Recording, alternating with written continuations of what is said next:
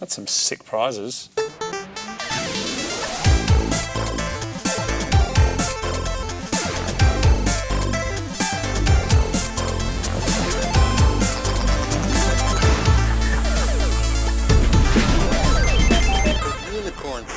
Welcome to the Unicorn Circuit, your weekly dose of news, Fanking, your town, my town, our town, eat the balls, mailbag. Pretty sure that's not what mailbag is. We generally don't eat that in mailbag, but we have a special mailbag section, Radom Eat Bag coming up today. Don't you worry. Oh, and we've got to find out if Chupa Chups ever got back to us. I don't think We've so. called them out twice now. 2 times. We even gave some mad facts that Salvador Dali made the Chupa Chups logo. Still, are they listening or are they not? They may have really failed. want one, don't you? They may be. Well, I can I'll just afford go the get $1 you- to buy one. I'll just go get you a It's Chupa Chup. more a social experiment to see if they were listening. Yeah. If they were in tune with all 38 What's of us. worse is if they are listening and then they're like, we don't give a shit. We're not giving you one. People, because you are the Unicorn Balls, we are letting you know first about a deal that's about to go live over on the main channel. We're doing what do you call it? A lucky dip. It is a lucky dip. We're doing a lucky dip where with a minimum spend on the Mighty Car Mod shop of $40, that's Australian dollary dues, everybody will win something. But Yes. we have some massive prizes here. So we've got stuff from Tool Pro, Super Cheap Auto. So we've got full toolkits and stuff here. We've got all sorts of bits and pieces. Plus, if you're in Australia, we've got $50 gift cards. Thank you very much to Super Cheap for sending us those. We've got a bunch of mad stuff from Quadlock, including wireless chargers. Plus, So good. Martin, this is the one I'm excited about. We found a copy of the Mighty Car Mods book, which is absolutely sold out and gone. This one here, as you can see, has a small little fold on the corner there. But inside this one, it's special because it has the meaning of life written inside. Should we blur it? Can I see it? Here. And yes. so it's autograph. I can show you the autograph bit, but I can't show you the rest. The meaning of life. Because the rest of it, you might have seen a little bit. It has the meaning of life inside of it. So someone's going to get that. You can't even get them anymore. One of the books that we sold on eBay, I think for charity, went for like $2,500. Yes, correct. So that's potentially the most valuable thing here. What else have we got over there, Martin? We've got more stuff. We've got stuff from Roby as well. We've got a couple of tools. And we've also got a DJI Osmo Action 4, the little camera.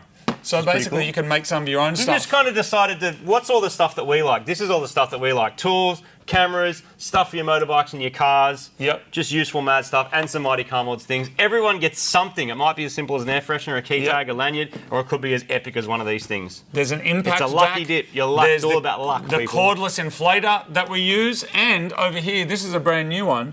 There's a little mini Bluetooth speaker that Ryobi make. Anyway, you're all getting something. That's what we're saying. Well, isn't that what Oprah says? Everyone wins a thing. Yeah, except Oprah would give everyone this. Oh, they'd get the whole kit. I think so, which I'd love to do, We but I can't don't, afford to do can't that. really do that. So. But someone's getting Osmo, someone's getting Ryobi, someone's getting Mighty Mod stuff, someone's getting a signed book. Anyway, it's very, very exciting. All of you are getting something, but now we've got to move into the serious part of the show. There's a link down below, by the way. Click on that. It'll add a free thing to your cart. Let's make all of this disappear. Are you ready? 3, 2, 1. All right, people, Magic. let's hook straight into the news.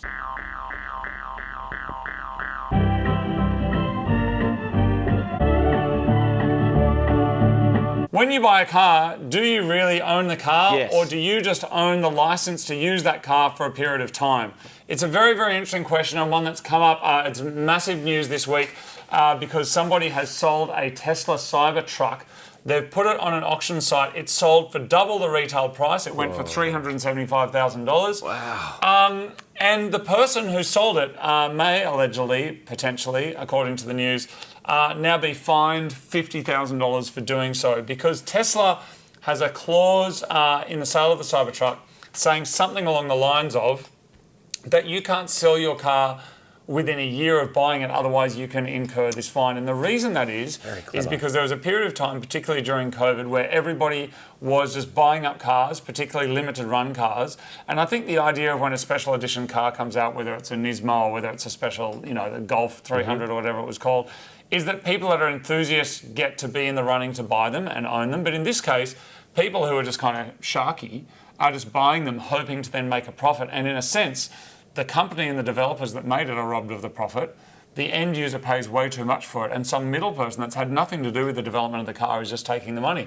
So it kind of asks the question, who actually owns the car? And more often when you're using phones, iPads, computers and stuff, you're actually just using an end user license agreement. Yes. And you don't own the thing, you just own the right to use it. You own the right. It's usually a software thing. Like you never own the software. You own the license to use the software. But Hardware, the car's a computer, right? In a way. Physically, you own the metal and the stuff, but not the IP inside it. What's interesting about that, and straight away when I heard this story, I'm like, 50 grand fine, but sold for double. So say you've just profited. Still ahead.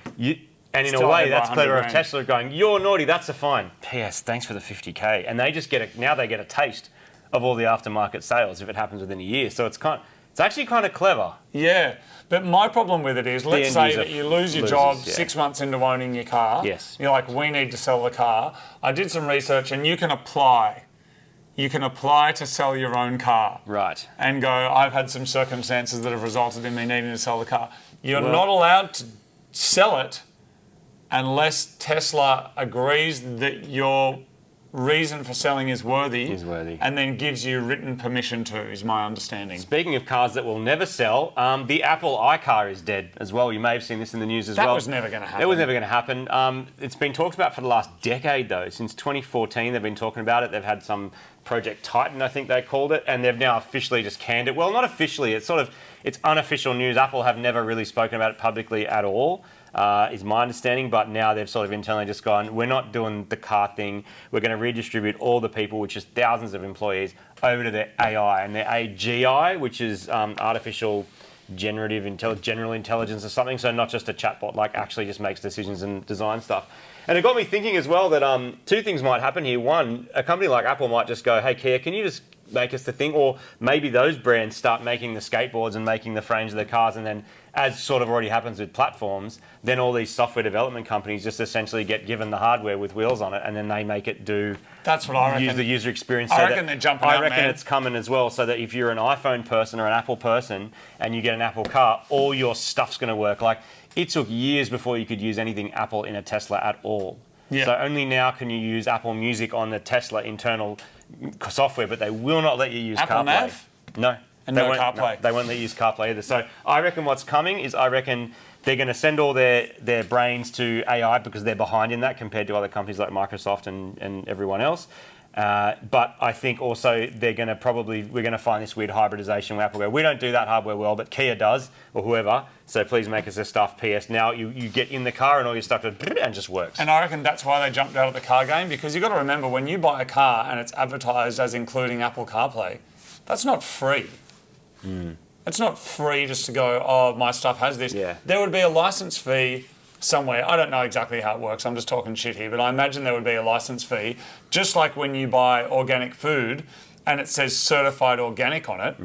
You have to pay to be certified, and the organic body that looks after that thing would somehow get a fee. I mean, I don't think that is handing out your food's organic stickers for free. Fair you know enough, what I mean? someone has to certify it. They've got to run it. That takes time and that takes effort. So I understand why they have that sort of system. But yeah. Anyway, I guess the point was, I reckon they've realised that they can make enough money by just integrating their phones into other people's cars that, like, why make a car themselves? Yeah. That's what I reckon. I also think they see the money that's coming in the artificial intelligence world and go, why we bother making $500 billion on cars when we can make $6 trillion with AI and making these things smarter. Yes. You know, that it's already in everyone's pockets anyway. So, speaking of making money, do you think Toyota is going to make any money with their, drum roll please, four-door 86? Yes. So we're talking about basically the 86, which was a car that from 2013 it's going to be come out? Toyota Panamera. Like that weird Porsche thing. Basically, it's kind of a weird-looking thing. Nobody knows that it's been confirmed yet, but there has been lots of murmurings of it, and potentially powered by the 1.6-litre three-cylinder that's from the GR Yaris. And it's basically the 86 that everyone knows and loves, except nothing like the one they know and love, because there's 2 extra doors on the back of it. Would you buy one? Would you honestly buy one? Rear-wheel drive, 4-door car? No. No, it depends what it looks like, but I have this feeling it's not going to look good. I don't reckon. I mean, I'd prefer an Audi TT Final Edition. Would you, Martin? I would. Speaking of Audi Final TT editions, the Audi TT Final Edition, I chucked this in because I know you're a Vag enthusiast, is coming. But what I didn't know is that the Audi TT's been around for 25 years. Has it? 25 years. Used to be that real barbly looking thing, remember? Concept car at the 1995 Frankfurt Motor Show, and then obviously towards the end of the 90s it came out. And they had the 1.8 litre from the Mark IV, but they made bubbly. a 3.2 litre one, I think, back in the day. Real bubbly. These ones basically just have a Golf engine in it. But what I really like is the inside. Look at the interior, dude. Is it manual? It's all DSG. Oh, it's all most DSG. likely. But look at the inside. I think that's one of the nicest car interiors I've ever seen. That looks good. Those kind of wing things on the edge of the seat, those things same as what's in Audi RS cars. But the anodized or wrapped sort of like blue highlights, I really rate it. I think it's really cool. I don't know that I'd have a TT because that's kind of useless when you can get like an RS3 or a Golf R that is exactly as fast or faster and useful. Yeah, which is funny because we were just saying extra seats. You know what I mean? 86. It's funny, in that world I wouldn't buy one, but in that one... But that world you would, because also the hatch, you know what Audi and Vag do well is wagons and hatches. Yes. They do, they really do. And yeah, cool, maybe that's useful, but it would be useless for me. But I still think it's interesting. And final edition, so going away, and no doubt there'll be some amazing EV to replace it. I wonder what they'll replace it with. Martin, last one. Take a guess, I want you to guess it. Oh, second last one. I've got another one that's good. Oh! Yeah, go.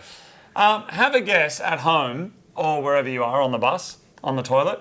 Have a guess how many different models of car are sold in Australia. Just a wild guess. Like, are there 10? Are there 20? Are there 40? Yeah. How many do you reckon there are? 113. Good guess. Do you want to take a guess at home? I'll give you 5 seconds. There it is. 296 models of car for sale in Australia. And this was presented like it was not a lot. I actually think it is a lot. 50 of those are manual. 50 of them. So while a lot of people are going auto only, and we're normally associating manual cars with like Porsches and stuff like that, maybe like the new GR Corolla and 86s and stuff like that, a lot of the cars that are manual are like the really cheap versions. So some are like the Chinese cars that are made for a budget. Also like the base level Polos and stuff like that. But it's actually way more than I thought, because by numbers, I mean, 50 out of 300 I think is a huge amount. I would have expected that we had maybe 100 kind of models of car and like 10 of them were manual. I think we have some, we can thank the UK for that a little bit, because they have what side's our steering wheel on? The right. We drive on the left and the steering wheel's on the right. Yes. Is that correct? Yes.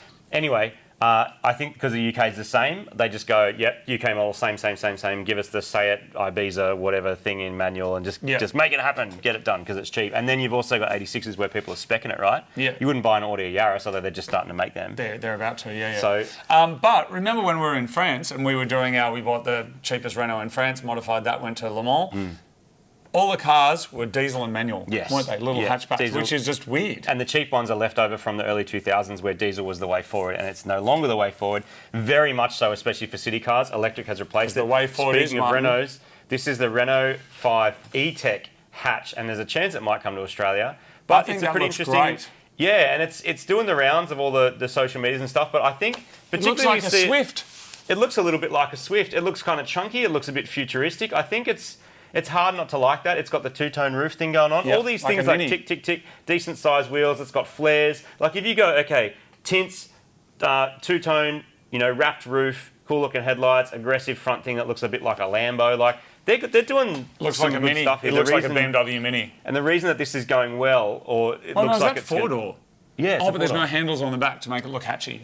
So what they're doing well is they are giving you options. So rather than saying it just has a 200k range, too bad, take it or leave it, they're going, there's two options, guys. You get the 200k range or the 400k range or whatever it is. You can get a fast one or a slow one. And then I think they cast the net wider for buyers who might potentially be able to use it to just go to the shops and replace their diesel old clunker, because a lot of these cities, especially in Europe now, have like smog and congestion charges where you need to have a car like this to be allowed to drive it around. So it sort of fits that. I don't know if that'll make it to Australia. The inside's kind of funky. I mean, good on them for pushing the boundaries. I don't mind it at all. I think Renaults are kind of weird, but I don't mind that at all. Yeah, it's an iPad with wheels, and they're all...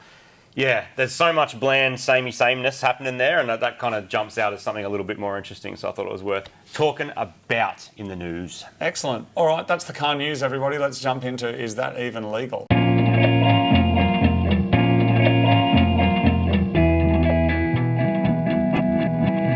Every week we like to explore different laws, alleged laws from around the world, and one of you sent in this game, Is That Even Legal? So we're going to get our law this week, or not law, from the game. Officially.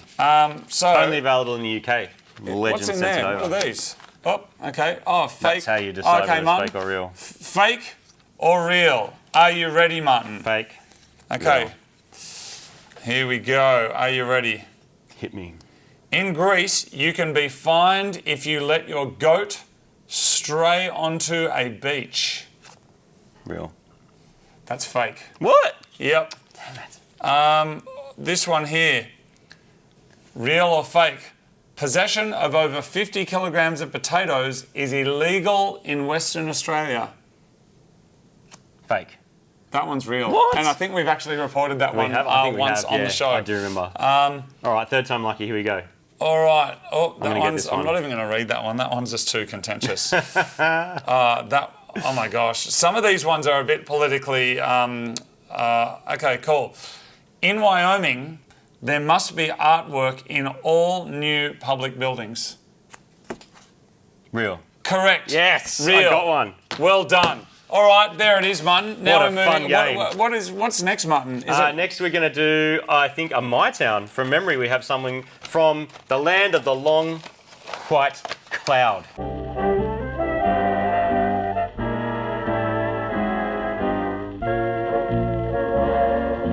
Every week on this show, we like to hear from living people who have towns that they live in, or maybe they live near a town or Yes. out of a town, and we like it when you make your videos. Got there.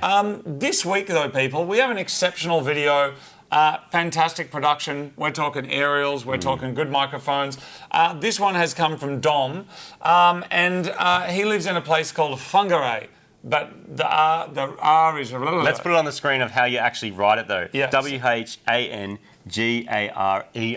Yes. That's a New Zealand thing. Yeah, this is the North Island of New Zealand. I love New Zealand. I think it's a great country, and we Beautiful. love the people there as well. It's Yep. been too long since we It went really there. has. I'm going this year. Is last time we went there with Steve-O, the Style of Evo? Yeah, Was that the last time we were was there? like 12 years ago. And then we did a big Mighty Mods meet there Yes, as well. it was And awesome. it was huge. So we would love to come back. Anyway, this is Whangarei. Hello Unicorn Circuit, it's Dom here again. This time I don't have a crap car, so today I'll be showing you my town, Whangarei, NZ.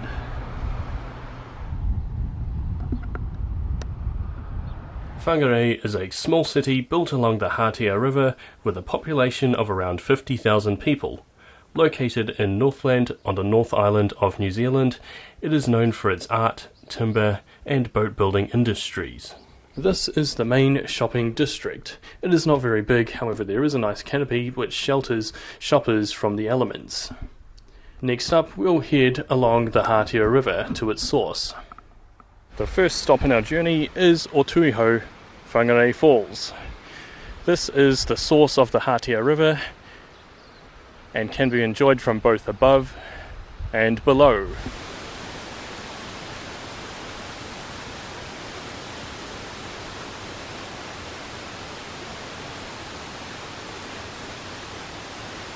And now we are on our way to our second destination at the mouth of the Hātea River. It is a little bit out of town, but as you can see, northern New Zealand is actually quite tropical, with many beaches being famous worldwide. This is Mount Manaia. According to Māori legend, the rocks on top represent 5 brothers who were turned to stone. And today, I'll be climbing to the top. So now I've reached the top of the mountain. Down that way you've got famous surfing beach, Ocean Beach. Down there you have Ruakaka and Uratiti Beach, while Whangarei is a good 20 kilometres in that direction.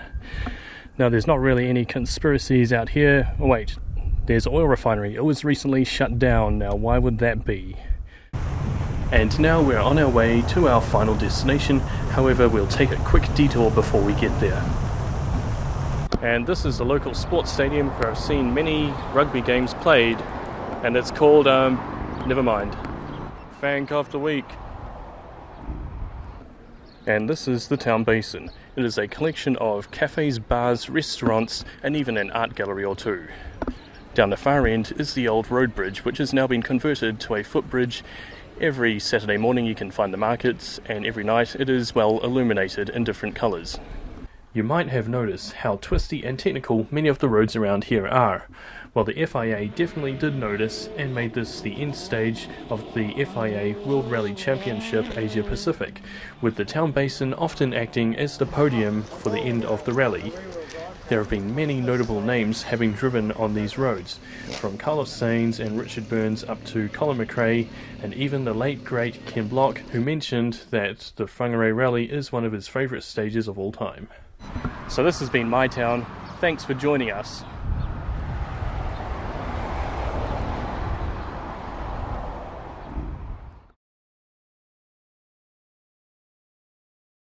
Well done. That was an excellent video. Thank you so much, Dom. You've set a new bar. And everybody, if you would like to send us a video of your town, please send it to mytown@theunicorncircuit.com. Yes. And we might just put it on the show. We'd love to. Next we'd up, love to see you. People, it is time for Conspiracy Hat Cat.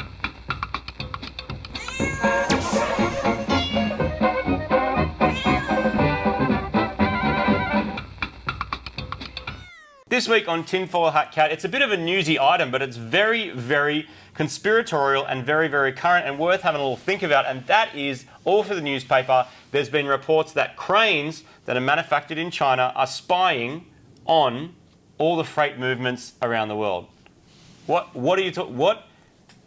They're saying that the sensors that are in these giant cranes that are at ports, you know, the ones that you see that like hang out the ports and the ship pulls up and then all the containers look like get a loaded thing from on. Star Wars. They really do. They look like this. The big Exactly. I don't think they walk. I think they just do this. Yeah. Anyway, so they're at the ports, and what they're saying is they are manufactured by Chinese companies. I'm guessing, I haven't read about this, but I'm assuming that the software and stuff that's within the cranes to make them operate has some sort of like feedback to manufacturer to go, are you working? You know, firmware update, do you want to run updates, stuff like that. And they're saying that they think a lot of that data is being sent back to China, and the sensors on there are so sensitive that they're able to predict or guess or measure what is going in and out of each particular shipment. And that is data that necessarily you don't necessarily want another country to have, to know how much certain things and where they come from and how much data is being shared. So there's always Beijing, when this has been in the news, it's come back, and the official line from Beijing has been that concerns about surveillance risks from Chinese-made products were paranoia-driven. Okay. So they're saying, you're all paranoid, we don't care, we just want to sell your cranes. I reckon there's a bit of that, because I reckon also they're just like, just buy our cranes, because then we make billions and billions of dollars because we're the crane manufacturers. Yes. And we actually care more about money than about how many like containers of plastic fake dog turd you're sending into America or Australia or wherever it might be. But then again, if it's in the news, and often where there's smoke, there's fire for stuff like this, and if the President of the United States is publicly talking about inquiries into this sort of thing, then potentially there is something going on there about reporting and phoning home, which is what this is about. And it does open up some interesting questions about things. We've spoken before about robotic lawnmowers, robotic vacuums that go throughout a house and they scan your whole house, and they're sending all of that back. And it's part of your end user agreement that can go back to the manufacturer. What it's mopping up, how often it's mopping up, what people do with that data, I don't know, but if you interpolate all of that capability onto cars, you can see how if you're being recorded in your car constantly, your trips are being driven around. Marty's spoken before about conspiracies, which is probably not so conspiratorial actually, about if it knows that you're driving past a McDonald's every single day, potentially it could sell some stuff to you because it knows you're on that. Sell that data to an advertiser who will then target you more so on all your devices to go any Maccas or whatever. But I think what they're suggesting is it's kind of more heinous than that potentially, you know, there's a way of, and we've talked about this before, lock you in your car, take you to places, make you do things, lose your rights. You know? Which is what everyone mostly freaks out about. Absolutely.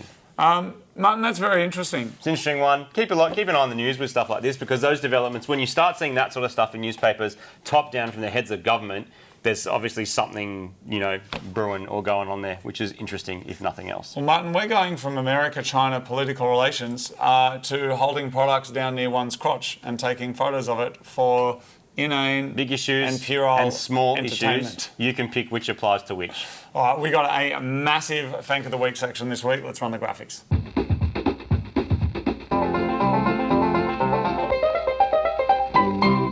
Fanking is the delightful art of recontextualising a product's photo by taking a photo of it down near your crotch. And I got to say, this week, bumper. some of the Fanks it's cranking. were unbroadcastable. Oh, really? That good? And so if you want to see it, you've got to go to the group. If you go to the Fanking group, you'll see some of that stuff. Hey, the Fanking group is just a platform. We have nothing to do with that. Not a publisher, platform only. But we have plucked a few fank pubes Section out of the 230. scrot to show you. Anyway, so here it goes. And the Fank of the Week this week is... I mean, it's evolved. Okay. Is all I'm going to say. Fanking evolved. Hang out for it because what's there. When we get to Fank of the Week, by the way, I do want to give a disclaimer. I'm not going to read out what it says. You're just going to show it. I'm just going to show it. Okay. But I will speak about the mechanics of how it was created. Sure. Does that feel like we're fine. covered? Bunk, bunk, bunk, Okay, bunk, great. bunk, Here we go. bunk, bunk, bunk. Martin, straight up, here we go. Mini D. Nice. And what's cool about that is that's a mini disc player. Yeah. Which old is school. cool. Which is great. I like mini disc players. Martin, I'm not reading that one. Streak free. Okay, that one, so that probably shouldn't have made it through. How do you make sure it's streak free? All right.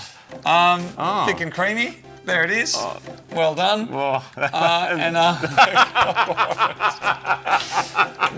It's on fire I've this never week. been there. Have you ever been there?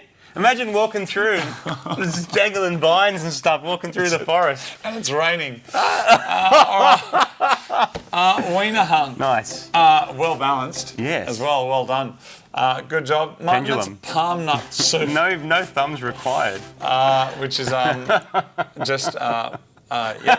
Well done. I was thinking Quality. of trees and then I realised that they meant. Yes, your hand. Quality knob. Dude, this is good. There you go. It's hit. Oh, it's hit peak boost. hit VTech. Some of these Fanks are so popular. One of them had like 50 likes on it. 50 It's likes? gone huge. Dude, that's like 2009 spec. Wow. That's crazy. Let's go. Go. All right. Boner polish, Nice. which is great. And Yeah. because it's polished. Yep, you don't need to explain it. Great. And it Thanks. polishes. Well Oh. done. Well done. That's Yeah. great. We got another Fank relay. We're not even halfway through yet. Not even. What? The Y is the end of one word, but the start of the next word. Possum? Supreme? All right, next up, we've got ring water.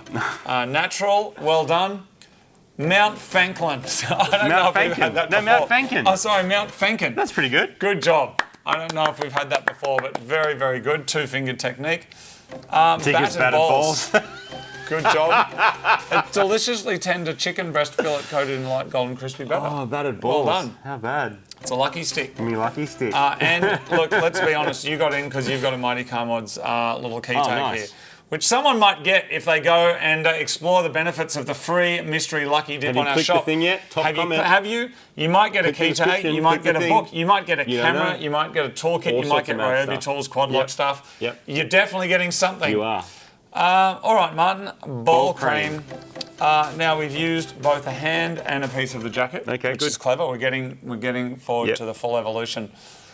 Finger ducker, which is just okay. Dude, good. it's For the friendliest bums, because who wants to go near the angry bum? no one. No, no. You. I want an angry butt. All right, Martin. I'm a big D. There it is.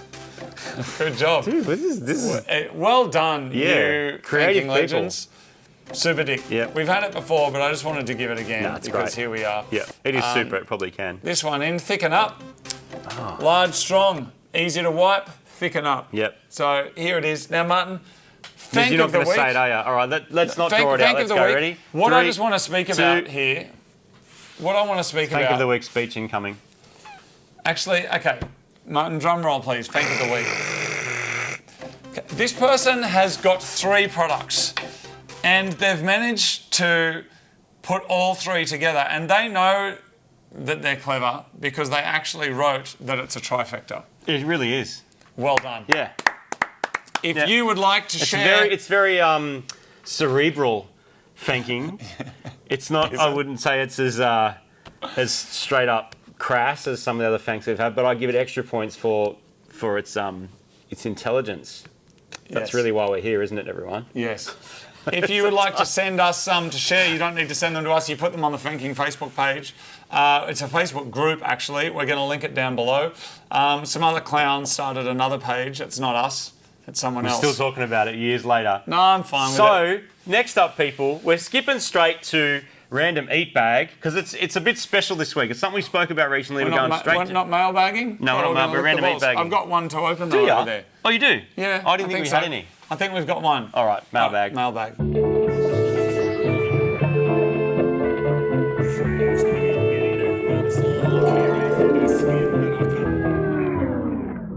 This week on Mailbag, we have one item. This one has been sent to us at the Unicorn Circuit, PO Box 475, Sydney Markets 2129. And it's from Justin Moon in Hamilton North. PhonoLab. Cycle Street Studios. Yeah. You open that side, open this side. I have no idea what this is, but I'm a little bit excited to see. I'm excited. Can you pull that, Martin? What is that? Dude, what is that? Holy moly. Here is a gift for inspiring me to restore an old Benz with my son. It's been our family for many years and now in the middle of a bare metal prep respray. My son's about to get his P's and we're having a great time bonding over the project. It was gifted to him by his grandfather in Darwin last year and we drove it back and got him a lot of hours learning on the trip. That's so good. This record comes from my small business, PhonoLab, and something I've been meaning to make for a while. I hope you enjoy. I chose Quarter Mile Dreams because I figured Moog would be running the 101 through it, which I love, and the Benz is an 86 model, so it seemed appropriate. Holy Again, moly. cheers for all your work. All the best. Dude, does that have... That's vinyl? Vinyl. And on the back, it's got Before We Run, neon lights featuring Cody Turner, Rivals and Parachute featuring Glenn Cunningham. That's so cool. And I'm pretty sure it's real vinyl. It is. This is from phonolab.com.au. I feel like I should leave it sealed, but actually this is too amazing to leave it sealed. And I want to have a look inside because I've never had my music on a record before. They cut records at 33 RPM. So you can stream your audio as loud as possible. That's cool, man. And we've got a record player thing in there. We should go have a look. Try it out. And what colour is it? What colour is it? I think it's Dude, is it clear? That is a clear record. So sick. Look at the back too. And so that there is a record made by PhonoLabs. We're going to put the link down below. Thank you so much for your amazing record. That is the best. And if you haven't listened to, so there's 2 tracks per side. If you haven't listened to A2 Neon Lights, just go and look that up right now. It will be stuck in your head for years. Thank you, Amazing. Martin. Good song. And also I want to do a shout out to my cousin, Glenn Howard, who did the solo on that? The cracker solo on that song. What a winner. Thank you so much. Well, I wonder, Martin, if there would be enough interest for a small run of vinyl, like if I sent them like full masters. Absolutely. And we just did a little unicorn, like just did like 10 of them or 20 or something. Yep. Like, should we have a conversation? Yep. I think we should have a conversation. Who's into vinyl? I know there's a whole bunch of people into vinyl. I'm very keen to hear it. Thank you so much. Next That is up, amazing. Everybody, we have random, not so random this week, Eat Bag. Just wait till I put this away, Martin. Can you believe that this is even a thing?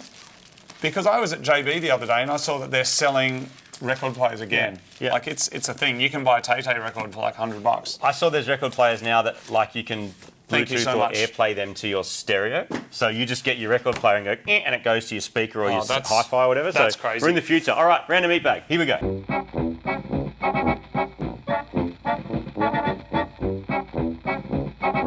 All right, this week on Random Eat Bag. Last week on Random Eat Bag, was it last week? Have we been that official that we made we might have made one a week for the last couple of weeks, like we're weekly. semi-professional. Wow, professional with a semi. So we spoke about chocolate, and we spoke about all the different manufacturers of chocolate, and how it's a thing. It's be careful not to say that some chocolate's shit and some's good, because it's up to you. You might think chocolate's really good. You're allowed to have an opinion. This is my opinion. So what we've done is we've grabbed a couple of different chocolates from around the place, and I just want to do a little taste test because this one here, I went on the internet after last episode and I thought I just want to find the most hectic handmade Australian chocolate that I can. Yes. And so I got on the internet and I found one. It's made somewhere in Australia. I can't remember exactly where, maybe Victoria. And it looks made expensive. in Canberra. It's made at 1 Dairy Road, Fishwick. Now just feel that. 70 grams. It's won all these awards, right? It comes in a bag. It comes in a bag. It's won. It comes in a bag with like an ice pack. Oh. So when you order it, an ice pack goes in there. And this, incidentally, this is why it's hard to send chocolate internationally, because stuff sits at an airport in Dubai for 3 days at 40 degrees, then it's going to melt. This looks expensive. So yeah, it was like reasonably expensive. It's also per 100 grams, because that's like, I don't know, between 15 and 20 bucks for 70 grams. And it's made 52% of the ingredients are Australian. Do these ones have to list what percentage they are I think Australian? all things have to list that, don't they? Usually. No. Highly meltable. Okay. So, Martin, what are we actually going to do? I just want you to try that versus what we call most Aussies are just used to that. Like I like Cadbury. Yeah, I like it a lot. But I'm curious to see if there's a noticeable difference between them. So this is called Jasper and Myrtle handmade chocolate. So we could do like a blind taste test and all that sort of stuff, but I don't want to get that crazy on it. I just want to see if you and I, your average Joes, if that really does like tick the box, because this is obviously the stuff that's made this from. This would be like enormous plantations and big supply $3 or $4. chains. How much is this approximately, and postage? I want to say 15 to 16 bucks. Okay, so quite expensive. Yeah, including getting it to you and all that. So you can probably get it in some shops, but I don't know where. This probably should have been a blind taste test, Martin, shouldn't it? Maybe. Really? But I'm curious to know. And which one are you going to do first? That's the other question. Well, I'm there's gonna do two that pieces. First. I'm doing this one first. Yeah. Now, if you're like a connoisseur, all it's got in it is cocoa beans, butter, milk powder, and sugar. That's it. See, that to me is not as sweet as a Cadbury, but that tastes legit. That tastes like quality chocolate. And that's where they say that you got to get like personally sourced cocoa beans from Papua New Guinea or whatever, and then they're stone ground and matched. And like there's all this extra thought that goes into it. And I just wonder, is it actually worth all the extra money over the chocolate you buy at the shops? Riveting TV, Martin. I don't know. It just tastes like different. It doesn't taste like the same at all. See, I used to think that this would have been the best, Yeah. but eating this after that, this tastes really sweet now. It tastes Because like... I think real chocolate's not that sweet. It's the sugar that you're tasting. Yeah. Isn't And it? that's the argument, is that they just pump more stuff into it. And this one has full cream milk, sugar, cocoa butter, cocoa mass, milk solids, emulsifiers, soy lectin, and flavours. Okay, so that's got flavours in it as well. That's another interesting thing. Martin, let's compare some flavours. numbers quickly. What's your sugar content per 100 grams? Oh, I'm 48.2. 55.8. No more sugar. Yeah. Carbohydrate in there. Fat? How much fat's in yours? Does it say? Fat, 46.1 grams. 30 grams Oh, so way less fat. in this, which I means wonder if that more means sugar. there's like more water or more something in it. Yeah. If we knew, we could tell you. Anyway. The best chocolate I've ever had in the world, anyway, is called Ragusa, made Yeah? in Switzerland, and it's Yeah. incredible. And anyone who knows, they know. Martin, what have we determined from this? I reckon there's a lot of personal preference going on here, man. Like, some people are just going to naturally want stuff that's really, really sweet. Yep. And some people... It's a bit like the whole wine thing and the foodie thing. Yeah, I'm not fancy enough to know. Maybe there's more, like, depth to this, and you go, oh, I can really taste the thing. But what I've realised about stuff like this and, like, fine foods and wines, I'm not really into any of that stuff, but I think in a way they're trying to, like, capture the place. So I think travel has a lot to do with this, because if this said they made the beans down in Homebush in New South Wales, you'd go in the industrial area. But instead, this all sounds very exotic because it's all from Papua New Guinea and wherever. And I don't think they even say necessarily on Cadbury here where don't it need comes to, from. 'cause They they don't just need to. know, And, like, it's- and there's nothing wrong with this. Like, I think that's good. And I think Australian chocolate also tastes better than other countries where the content is different based on taste and also whether it's going to melt or not. Give us a piece of that Lindt chocolate there, Martin, before we go. I don't rate Lindt. You can, I know, but I'm not into it. But I'll try a different one. How about that? How dare you? How about this? Why don't I just try this? This is going to be an even less expensive because this is 200 grams. So 70 grams of this one, 200 grams of this one, and this would be less than half of that as well. And Martin, then we should rank. And why is this one Belgian? We should rank our favourite from left to right. Dude, this has the same content as well. Oh. That there is amazing. It tastes like Easter egg chocolate. Oh, right. Like just, Let me try that one while we're here. Let's just get sciencey on it. yeah. I don't know, man. Do you rate it or not? Tastes just like an Easter egg. Yeah, You exactly. know, people are like promoting Easter already now. I'm just going to say, though, I have a fairly immature palate in terms of I don't like oysters and wines Yeah. and coffees and stuff like that. Yep. But that there tasted like quality.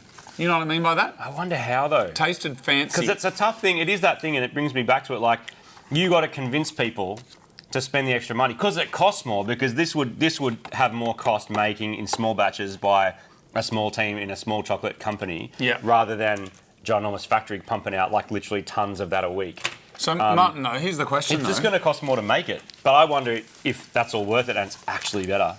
If I can just compare these two, tell me on 3 which one you would rather eat. 1, 2, 3. Cadbury. I would too. Yeah. Hey, Cadbury, send us some chocolate.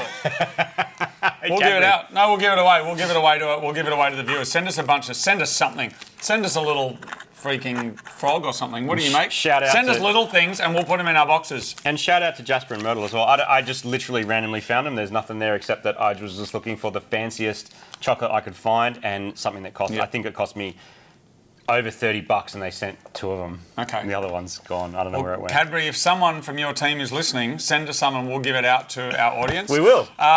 You can email us at the email address that's flashing up on the screen right now. And if you don't, we'll be contacting one of your competitors next episode. No, because it's obviously it's solid brand and whatever, and you'll get a free shout out. I'm sure you can. I'm sure you need it. Thanks for watching Unicorn Circuit. It's your weekly show. Bye. Make sure you check the link, do the thing. It supports the show. We will be announcing this deal like over on the other channels in the coming times of days or so. But jump in now, secure yourself a bonus little prize of some kind. And we hope you get something mad. And there's so many projects bubbling away on the back burner and the front burner at the moment over on the other channel that we do. Very excited to show you all of it. There's just so much. It's just frothing, like boiling over with froth.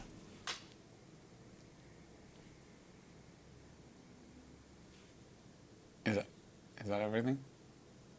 Do you want to hold hands?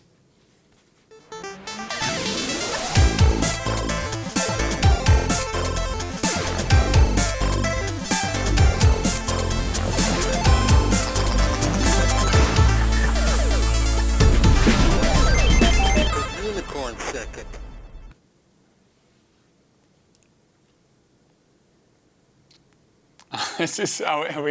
Are you all right, dude? You good?